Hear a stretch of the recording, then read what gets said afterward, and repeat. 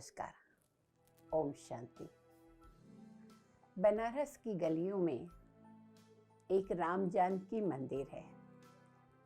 उसके पुजारी दीनदयाल जी, पत्नी कमला और बेटी पूजा।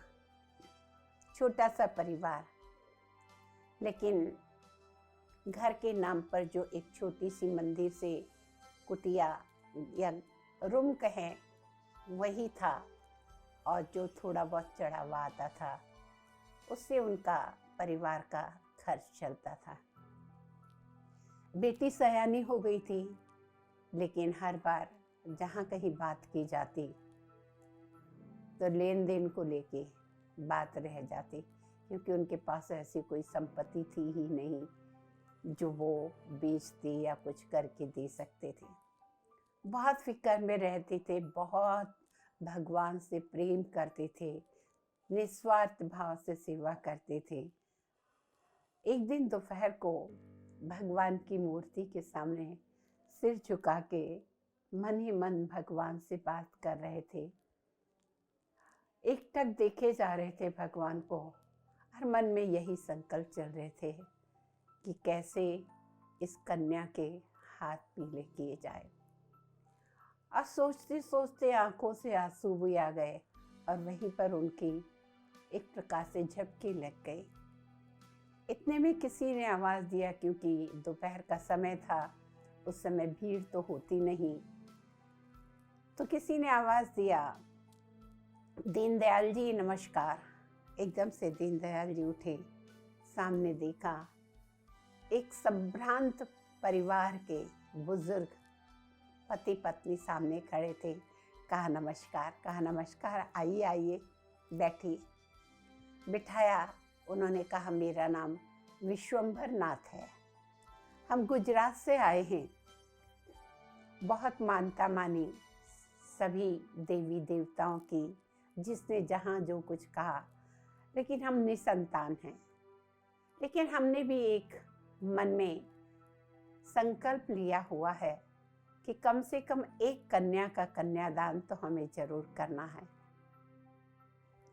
आपके पास आए हैं, क्या आप हमें बता सकते हैं कोई ऐसी कन्या जिसका विवाह हम करवा सके? जितना खर्चा आएगा उतना हम देने को तैयार हैं। दीनदयाल जी मन ही मन खुश हो रहे थे।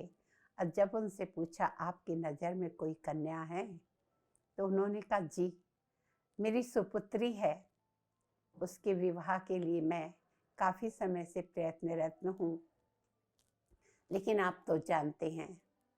उन्होंने कहा कोई बात नहीं, साडू भाई यहाँ पे रहते हैं, आप उनके पास चले जाइए, उनका बेटा है, बहुत अच्छा है, और मेरा ये कार्ड है, ये कार्ड आप रख लीजिए। जब भी कोई चीज़ की ज़रूरत हो मुझे फ़ोन कर दीजिए, आपके पास वो चीज़ें तुरंत पहुंच जाएगी। दीनदयाल जी सकुचा रहे थे कि मैं तो गरीब आदमी, और ये तो बड़े संभ्रांत परिवार से लग रहे हैं, और इनके साडू भाई भी अमीर ही होंगे, कैसे जाऊं? उन्होंने कहा बिल्कुल निसंकल्प होके चाहिए, वो बहुत सीधे सरल इंसान हैं। अब बेटी का सवाल था, इसके लिए दीनदयाल जी अपना तैयार हुए और वहाँ पहुँचे। और जैसे ही वो पहुँचे तो उन्होंने बहुत सम्मान से उनको बिठाया, सारी बातें हुई, और उन्होंने 1 मिनट में अपने बेटे की शादी उनकी बेटी से करने के लिए हाँ कर दिया।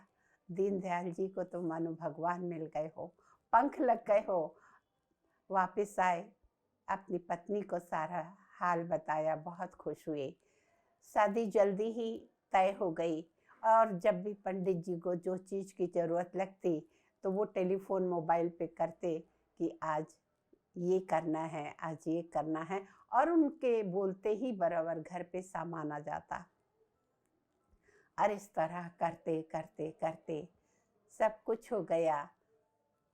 बेटी की सगाई भी हो गई, शादी का समय भी आया, शादी भी हो गई।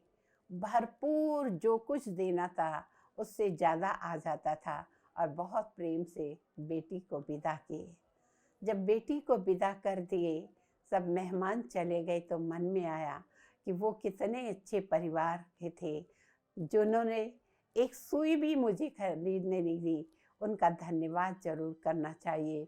ढूंढ के वो कार्ड निकाला, मोबाइल पे फ़ोन लगाया तो स्विच ऑफ आया। मन में घबराहट होने लगी कि कभी उनका स्विच ऑफ नहीं आया। तो दूसरे दिन किया, फिर स्विच ऑफ आया। तीसरे दिन किया, फिर स्विच ऑफ आया।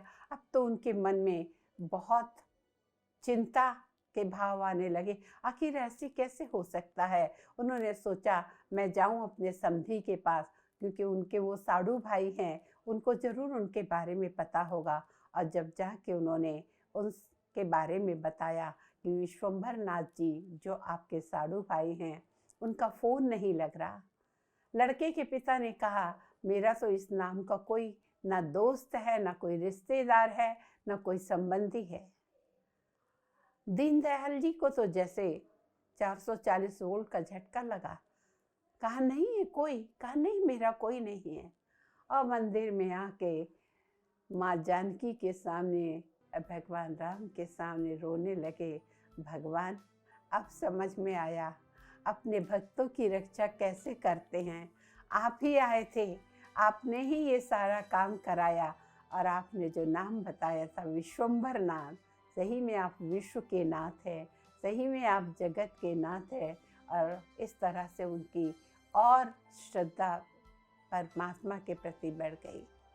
तो देखिए भाई, अगर आपका भाव सच्चा रहता है तो भगवान किसी भी रूप में आकर आपकी मदद कर देता है। लेकिन जब आप स्वार्थवश सिर्फ भगवान को याद करते हैं, स्वार्थवश किसी से साथ संबंध रखते हैं, तो उसका फल नहीं मिलता। आशा है आप भी परम पिता परमात्मा, जो हम सब आत्माओं के निराकार शिव परमात्मा हैं, उससे अपनी आत्मा की तार जोड़ेंगे। उससे कुछ मत मांगिए, बस प्यार करिए। और वो भगवान का प्यार ऐसा होता है ना, जो दुनिया में किसी संबंधी, किसी रिश्तेदार का नहीं होता। और एक बार वो रस लग गया, आप उसको बार बार याद करेंगे। वो परमात्मा की शक्ति, वो परमात्मा के दिव्य गुण आप में आएंगे। और परमात्मा को जब आप अपना बना लेते हैं तो बाकी सारी फिक्र परमात्मा खुद करने लगता है आपके बारे में कि आपको क्या चीज़ की आवश्यकता है। सच्चे दिल पर साहेब राजी। नमस्कार। ओम शांति।